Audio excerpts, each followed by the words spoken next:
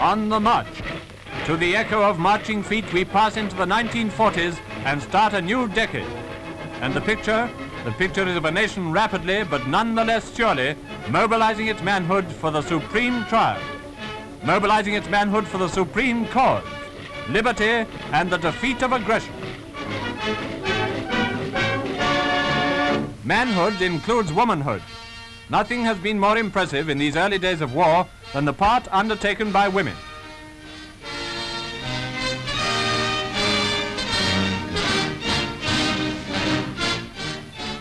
War has at all times called for the fortitude of women. Even in other days, when it was an affair of the fighting forces only, wives and mothers at home suffered constant anxiety for their dear ones, and too often the misery of bereavement. Their lot was all the harder because they felt they could do so little beyond heartening through their own courage and devotion the men at the front. Now this is all changed, for we, no less than men, have real and vital work to do. To us also is given the proud privilege of serving our country in her hour of need. Those were the Queen's words broadcast to the nation.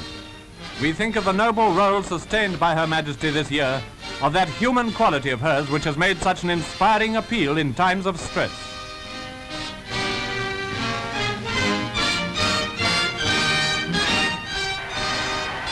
We think of that amazing tour of the United States and Canada, which was such a triumph for their Majesties.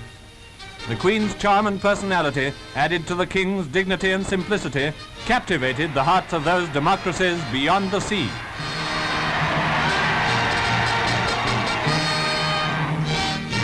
It seems like ancient history, doesn't it?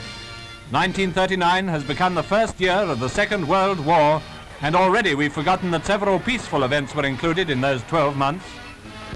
Cricket was played. There was a Grand National. The Derby was run.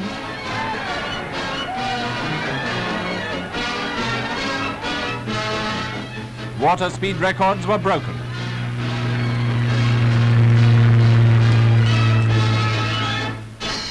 But now we are at war, and we are going to make war, and persevere in making war until the other side have had enough of it. Mr. Churchill's stern phrases speak the resolution of Britons the world over, and the young men of the Empire answer the call of liberty. How the conflict began is a story imprinted in documents for all time, but here it is in pictures. Remember Munich?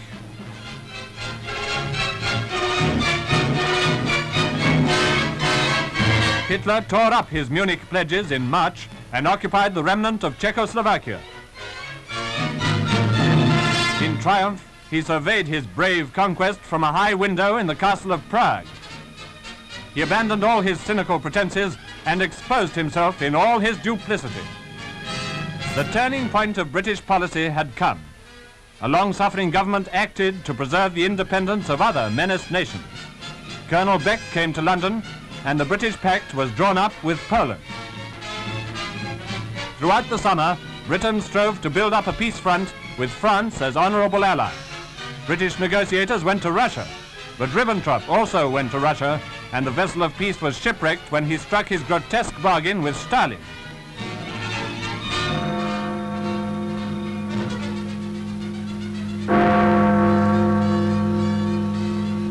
The same hour that chimed for armistice tolls the signal for another war. For it is evil things that we shall be fighting against. Brute force, bad faith, injustice, oppression, and persecution. And if those evil things which the Prime Minister characterized have been slow to reveal themselves in all their fury against us, we have seen them in action against the Poles.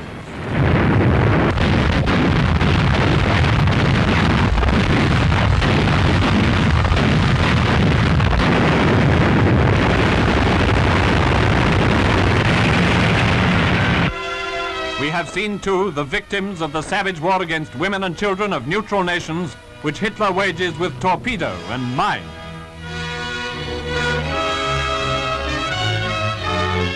And in Helsinki, we have seen the barbarism of Hitler's imitator raining that same havoc from the sky which the arch-criminal would like to rain on us.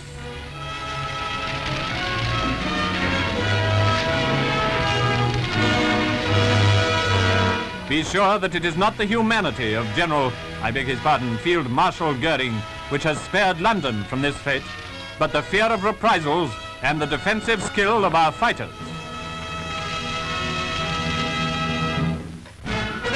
Certainly it has been a war such as no man could have predicted. Taught by the Great War and German propaganda to expect a fierce blitzkrieg, we have stood ready for the assault on our cities. The British Expeditionary Force has taken its place beside the armies of France to confront the German military machine. Neither of these two arms of our defense has yet been seriously engaged. But the respite should not discourage us. Rather, it should nerve and stimulate our faculties for the trials of 1940. Think what a gathering of might is massing from the resources of our island and empire. Each day that passes makes the Allies stronger as the workshops of the world build the engines of modern war for Britain and France.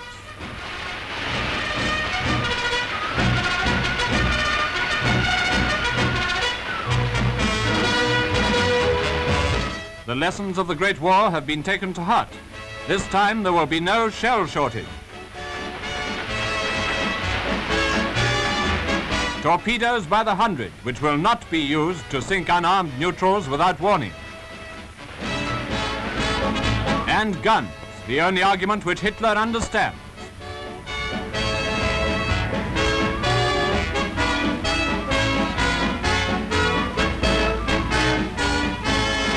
And the men, they are there. We have seen them in France carrying on cheerfully under the tedious boredom of suspense. We see them in Britain, training and preparing for whatever theatre of war may call them. Serving the anti-aircraft guns of home defense, driving the tanks and armored cars which exert such a powerful influence over modern strategy, maintaining and piloting the crack fighting machines which have rudely upset enemy calculations, and manning the ships on which the chief burden of the war has so far fallen.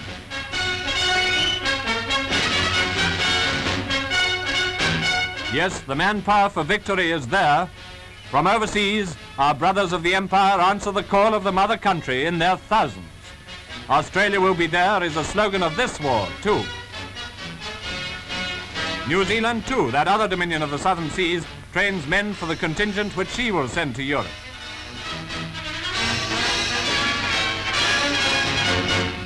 The Union of South Africa undertakes the defense of all British territories in her continent. And Canada, the dogged soldiers of Canada, have returned already to battle with a foe who has good reason to remember Canadian valor. The far-flung communities of the British Empire bring the moral support of a free choice as well as their material contribution to the struggle. At home, we are, as it were, taking the strain for what may lie ahead of us, resolved and confident. We look with pride and thankfulness on the never-failing courage and devotion of the Royal Navy, upon which, throughout the last 4 months, has burst the storm of ruthless and unceasing war. And when I speak of our Navy today, I mean all the men of our empire who go down to the sea in ships. I said to the man who stood at the gate of the year, give me a light that I may tread safely into the unknown. And he replied, go out into the darkness and put your hand into the hands of God.